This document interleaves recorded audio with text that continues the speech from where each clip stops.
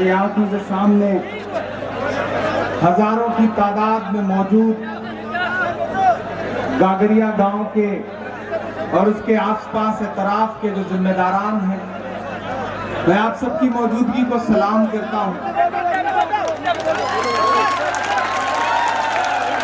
पिछले तकरीबन 5 घंटे से आप तपती दोपहरी में इस सहरा में बैठे हैं। रास्ते में चूंकि आपने इतनी मोहब्बतें दी कि आते आते थोड़ी सी देर हो गई। मैं तुम्हें अपने उसूलों की कसम देता हूं, मैं तुम्हें अपने उसूलों की कसम देता हूं।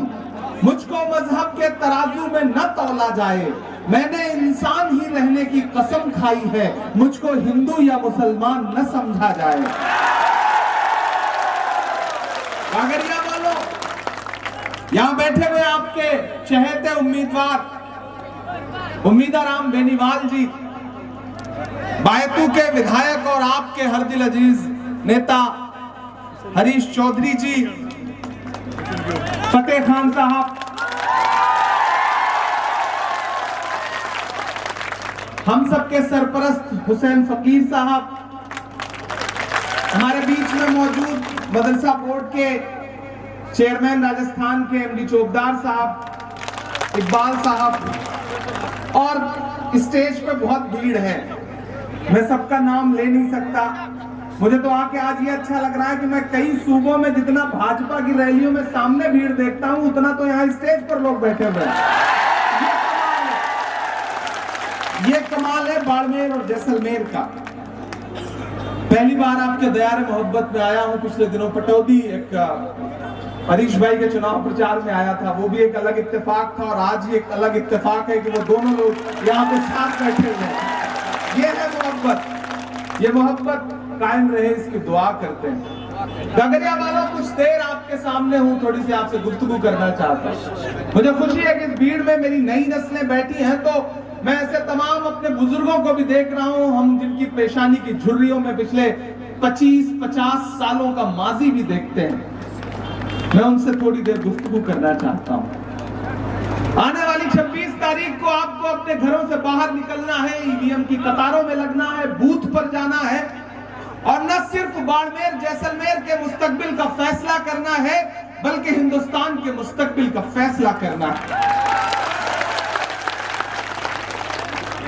एक तरफ वो ताकतें खड़ी हैं जो ये कह रही हैं कि हमें इतनी सीट दे दो क्योंकि हमें संविधान बदलना है, चाहे वो उनके नेता आनंद हेगड़े हो, चाहे लल्लू सिंह हो, या दर्जनों नाम में गिनाऊं भारतीय जनता पार्टी के प्रत्याशियों के नेताओं के, जो पूरी बेशर्मी के साथ अपने भाषणों में कह रहे हैं कि हमें इतनी सीट दे दीजिए ताकि हम देश का संविधान बदल सके।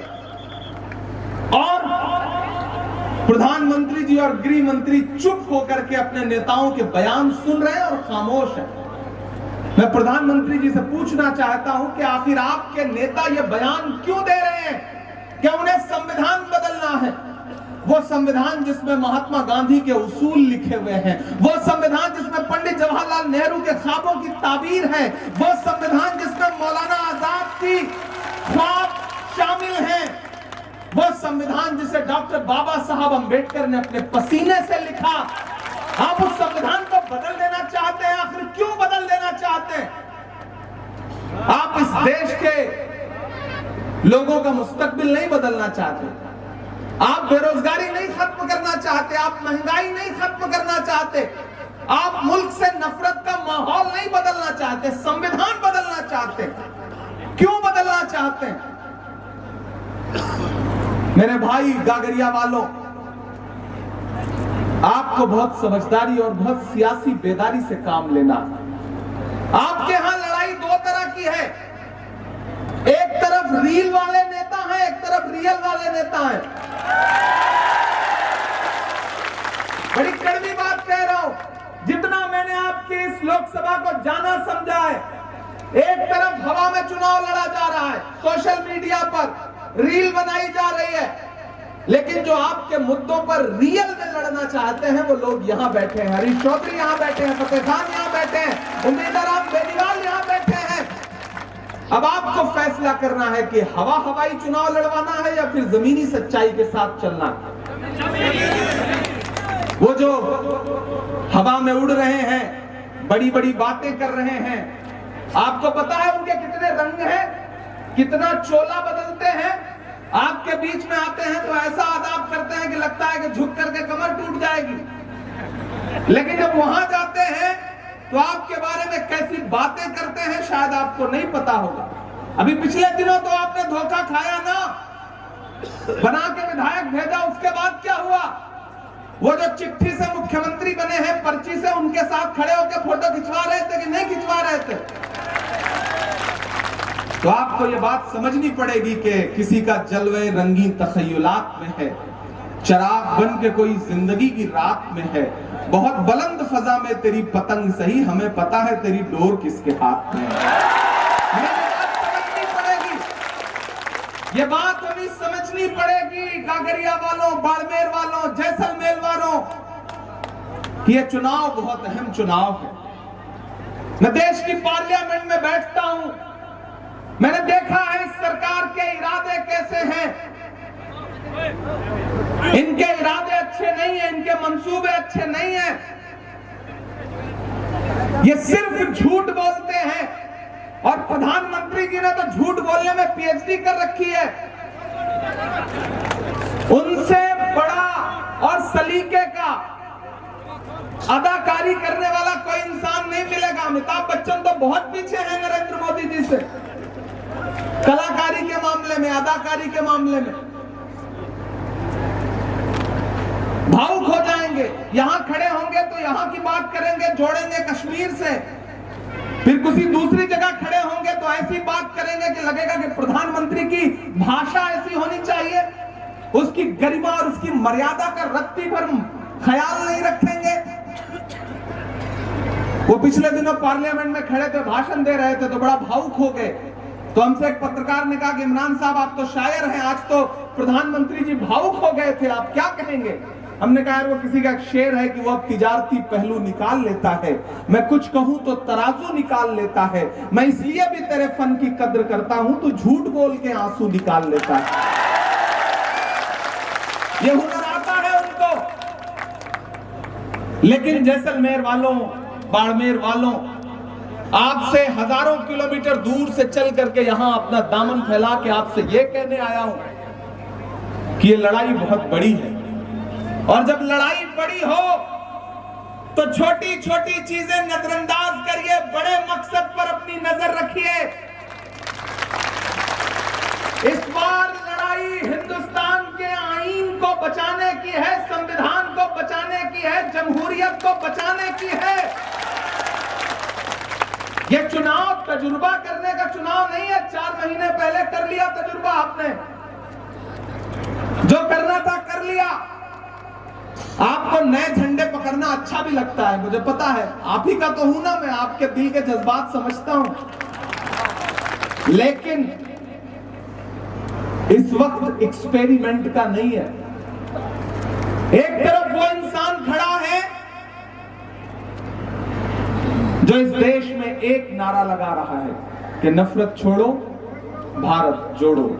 जो एक नारा लगा रहा है कि मुझे नफरत के बाजार में मोहब्बत की दुकान खोलनी है, और एक तरफ भाजपा वाले हैं जिन्हें हर बाजार में नफरत की दुकान खोलनी है। ऐसे में आपको चुनना पड़ेगा कि आप किसके साथ खड़े। और मैं तो आपसे एक बहुत बड़ी बात कहने आया हूं। मुझे याद है 2022 7 सितंबर की वो सुबह, हरीश चौधरी जी भी मौजूद थे, वो सुबह आपको भी याद होगी। कन्याकुमारी के साहिल पर एक शख्स खड़ा था और ये कह रहा था कि मैं हिंदुस्तान से नफरत कम करने के लिए अपने कदमों के बल 4000 किलोमीटर कन्याकुमारी से कश्मीर चलूंगा और सिर्फ एक नारा लगाऊंगा कि नफरत छोड़ो, भारत जोड़ो। भारत को जोड़ने के लिए 4000 किलोमीटर वो शख्स चलता रहा। मुझसे पत्रकारों ने कहा कि इमरान साहब आप राहुल गांधी के कंधे से कंधा मिला के चल रहे हैं, आप तो शायर हैं, आप क्या कहेंगे? तब मैंने कहा था कि जो हर जालिम से टकराएगी वो आंधी बनाऊंगा, जो हर जालिम से टकराएगी वो आंधी बनाऊंगा। नए अंग्रेज आए हैं, नया गांधी बनाऊंगा। लड़ाई बहुत बड़ी है, बहुत मुश्किल है। एक तरफ झूठे लोग खड़े हैं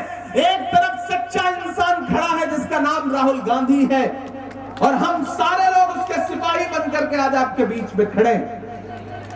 ये भाजपा की सरकारें फिल्में टैक्स फ्री करती हैं और कफन पर जीएसटी लगाती हैं। आपको समझना पड़ेगा ये बात। ये चुनाव बहुत अहम चुनाव है। यहां सारे समाज के लोग बैठे हैं, 36 कौम के लोग बैठे हैं। एक लफ्ज होता है उम्मीद और एक उससे भी ऊपर जाकर के तब फिर उम्मीदा होता है। उम्मीद से भी आगे का एक लफ्ज है। तो आपको प्रत्याशी भी कमाल के मिले हैं। उम्मीदा राम बेनीवाल जी के बारे में मैं बहुत सुनता रहा हूं। आज जब वो बोल रहे थे तो मैंने महसूस भी किया कि निहायत ही शरीफ प्रत्याशी कांग्रेस पार्टी ने आपको दिया है। अब शरीफ इंसान की लाज बचाना आपकी जिम्मेदारी है। शरीफ इंसान की लाज बचाना आपकी जिम्मेदारी है। गागरिया वालों, अनेकों प्रश्न ऐसे हैं जो दोहराए नहीं जाते, बहुत उत्तर भी ऐसे हैं जो बतलाए नहीं जाते। मेरी ख्वाहिश है तुमको चांद तारे तोड़कर दे दूं, मगर चादर से बाहर पांव फैलाए नहीं जाते। और यही सब सोच करके ही हमें दिल में जगह देना कि घर आए हुए मेहमान लौटाए नहीं जाते। मैं रात अकोला में था, महाराष्ट्र में, उससे पहले नांदेड़ में था। मैं पूरे देश का माहौल आपको बता रहा हूं। केरल में चुनाव प्रचार के बाद उत्तराखंड था, उत्तराखंड से उत्तर प्रदेश गया, बिहार गया, जम्मू कश्मीर गया, महाराष्ट्र गया, आज यहां खड़ा हूं। कल बिहार में रहूंगा, पश्चिम बंगाल में रहूंगा। पूरे देश में एक बात, एक माहौल है कि दक्षिण भारत में भाजपा साफ और उत्तर भारत में भाजपा हाफ। एक नारा पूरे देश में है। ये जो प्रधानमंत्री जी बता रहे हैं हमें इतनी सीट आ रही है ना, ये वही तो प्रधानमंत्री हैं जिन्होंने कहा था 15 लाख आपके खाते में आएंगे। जैसे वो जुमला था वैसे ये भी जुमला है, इससे ज्यादा कुछ भी नहीं। किसी जुमले के झांसे में मत आना, किसी जुमले के झांसे में मत आना। आप बाड़मेर जैसलमेर की ये सीट जिता करके दे दीजिए। इमरान प्रतापगढ़ी और हरीश चौधरी आपसे वादा करते हैं कि दिल्ली में इंडिया अलायंस की सरकार बना करके देंगे आपको। मैं पूरे देश का माहौल देख करके आ रहा हूं, इसलिए आपसे ये बात कह रहा हूं। और गागरिया वालों, आप बड़े जिंदा दिल लोग हैं, बड़े भोले लोग हैं। आपके बारे में हम दिल्ली में बैठ करके कहानियां सुनते हैं। आपसे बस इतना कहना चाहते हैं कि ये ए टीम, बी टीम सब एक हैं। ऊपर का खोल उतारोगे तो अंदर सब एक हैं, एक जैसे हैं। और आपको बस इतना समझना है कि बार बार गलतियां नहीं की जाती। एक गलती आपने करी और वो गलती भी वक्त और हालात की वजह से हो गई। मैं तो अपने बुजुर्ग से भी कहना चाहता हूं कि आपको आने वाली नई नस्लों के मुस्तकबिल के लिए समझदारी से काम लेना पड़ेगा। गागरिया वालों, कम कहूंगा, ज्यादा समझना। आप समझदार लोग हैं। महान बादशाह सिकंदर ने यूनान फतेह किया। यूनान फतेह करने के बाद जीत का जश्न मनाने के लिए वो शहर की सड़कों पर निकला तो उसने देखा कि पूरा शहर जश्न मना रहा है। एक फकीर सो रहा है सड़क के किनारे, चादर तान के। सिकंदर को गुस्सा आया। सिकंदर अपने घोड़े से उतरा और उस फकीर के पास गया और जोर की एक लात उसको मारी और मार के कहा कि अरे फकीर, मैंने शहर फतेह कर लिया, शहर जश्न मना रहा है और तू सो रहा है। उस फकीर ने उनींदी आंखों से सिकंदर की तरफ देखा और देख करके कहा कि शहर फतेह करना बादशाहों का काम है, लेकिन लात मारना गधे का काम है। क्या खुदा की कायनात में इंसानों की इतनी कमी हो गई है जो उसने बादशाहत एक गधे के हाथ में सौंप दी? लात तो आपको भी पड़ी, हमको भी पड़ी। 2014 में महंगाई की लात पड़ी, 16 में नोटबंदी की लात पड़ी, उसके बाद जीएसटी की लात पड़ी, उसके बाद चंदा दो धंधा लो वाला एक नया स्कैम आया है साहब। किस तरह से इलेक्टोरल बॉन्ड के नाम पे देश को लूटा गया है, एक्सटॉर्शन किया गया है। आने वाले दिनों में देखिएगा आप। राहुल गांधी ने प्रेस कॉन्फ्रेंस करके 3 दिन पहले कहा है कि भारतीय जनता पार्टी 150 सीट का आंकड़ा पार नहीं करने जा रही है इस लोकसभा चुनाव में। और अगर राहुल गांधी ने कहा है तो फिर इसे पत्थर की लकीर समझिए। और मैं तो यहाँ एक बहुत बड़ी और बहुत संजीदा बात कह रहा हूं, मेरी नई नस्लों, आप इसे रिकॉर्ड कर रहे हैं, इसे जहनों में भी रिकॉर्ड करके ले जाइएगा, इसे दिल में भी रिकॉर्ड करके ले जाइएगा। मैं आज उम्मेदाराम बेनीवाल जी के लिए, हरीश चौधरी जी के लिए, फतेह भाई के लिए आपके सामने दामन फैला के खड़ा होकर के एक बहुत जिम्मेदारी भरी बात कहता हूं कि अरे आप तो वो लोग हैं, सुनिए मेरी बात, पहले बात में समर्थन करिएगा, आप तो वो लोग हैं जो इस बात पर ईमान रखते हैं कि मजदूर का पसीना सूखने से पहले उसको उसकी मजदूरी दे देनी चाहिए। ईमान रखते हैं इस बात पर ना? रखते हैं इस बात पर ना? अगर इस बात पर ईमान रखते हैं तो मैं आपसे राहुल गांधी की मजदूरी मांगने आया हूं।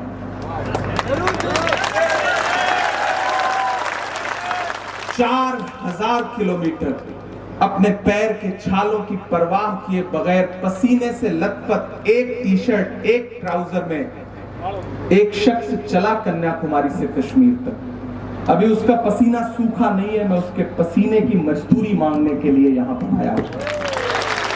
और मुझे पूरा यकीन है कि आप मुझे मायूस नहीं करेंगे।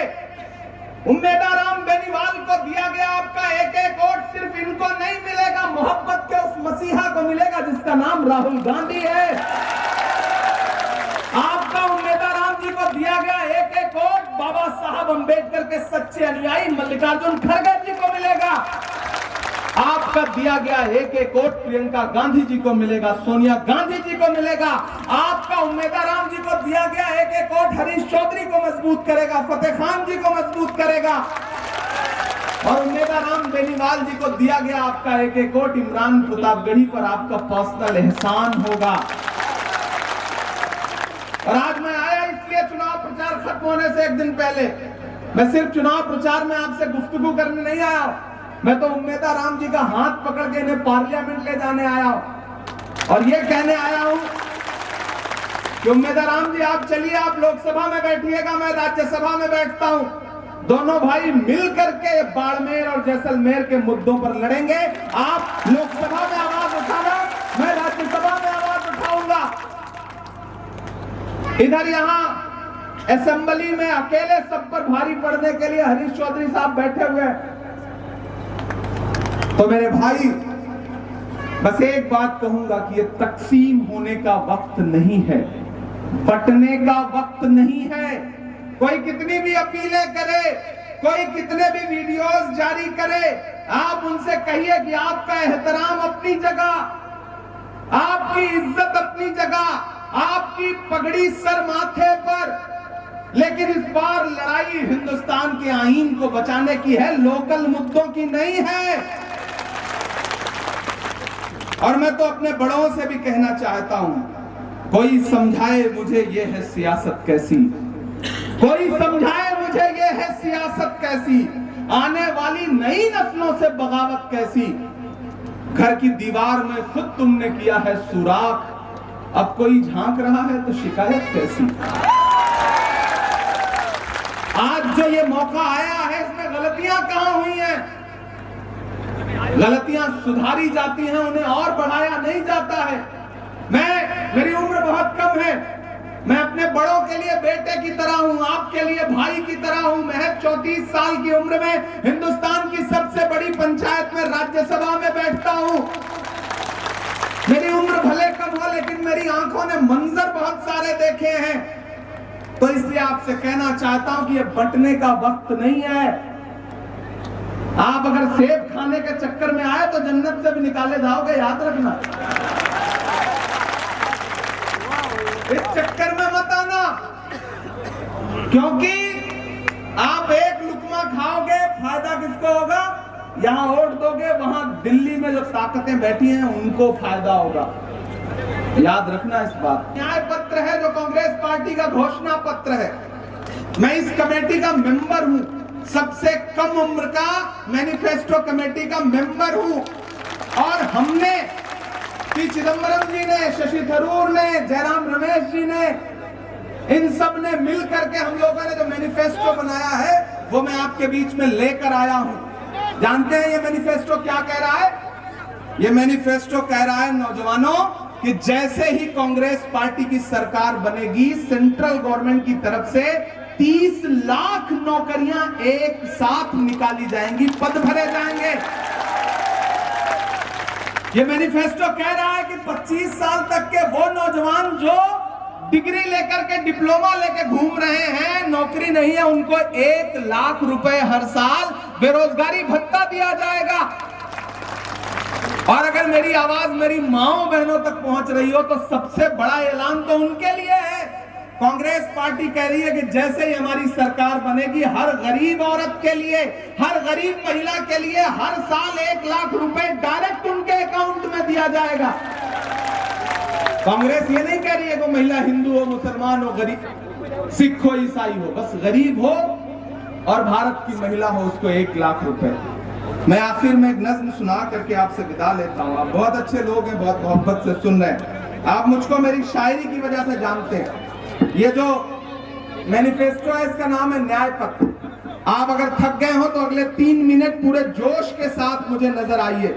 जिसके लिए गागरिया जाना जाता है, जिसके लिए गागरिया पहचाना जाता है, यहाँ मौजूद एक आदमी हाथ उठा करके ताली बजा के मुझे समर्थन दे। मैं एक नज्म आपको सुनाना चाहता हूँ। अब तो राहुल गांधी ही लेकर आएंगे न्याय। ये जो न्याय पत्र है कि अब तो राहुल गांधी ही लेकर आएंगे न्याय। Modi ji bye bye, Modi ji bye bye. अब तो राहुल गांधी ही लेकर आएंगे न्याय। Modi ji bye bye, Modi ji bye bye. Bharat की जनता ने ये मिलजुल के बनाई राय। Modi ji bye bye, Modi ji bye bye. कि युवा नौकरी पाएगा और कम होगी महंगाई। युवा नौकरी पाएगा और कम होगी महंगाई। मिलजुल करके रहेंगे हिंदू मुस्लिम सिख ईसाई। कि गैस सिलेंडर महंगा है, गैस सिलेंडर महंगा है, फिर ना उबलेगी चाय। मोदी जी बाय बाय, अब तो राहुल गांधी ही लेकर आएंगे न्याय। Modi ji bye bye, Modi ji bye bye. गागरिया वालों, 26 तारीख को अपने घरों से बाहर निकलिए। आपकी इतनी तारीखों के बीच आपसे एक छोटी सी शिकायत, सुनना मेरी बात को। आपसे जानते हैं मुझे शिकायत क्या है कि आप जब आप हिलाते रहिए फ्लैश, लेकिन चुप तो रहिए। आपसे मुझे शिकायत जानते हैं कि आज सुबह जब चाय की दुकान पे बैठते हैं तो 2 मिनट में राजस्थान की सरकार गिनाते हैं और फिर अगले 2 मिनट में दिल्ली वाली भी गिरा देते हैं। बिरयानी खाते खाते, खाना खाते खाते राजस्थान की सरकार और फिर दिल्ली की सरकार भी बदल देते हैं। लेकिन जिस दिन आपको जा करके वोट देना होता है ना, उस दिन आपको लगता है कि यार भूख बहुत है, लाइन बड़ी लंबी होगी, कौन जाए, उम्मेदराम जी तो जीत ही रहे हैं, मेरे एक वोट से क्या होता है। नहीं, अपने एक एक वोट की अहमियत समझो। अपने घरों से बाहर निकलो 26 तारीख को, 26 अप्रैल को, और अपने घरों में ये अहद करो कि एक भी वोट का नुकसान नहीं होने दोगे, सबको लेकर के जाओगे। और तब तक लौट के चाय घर में नहीं बनेगी जब तक घर से जाकर के एक एक वोट दे करके नहीं आओगे।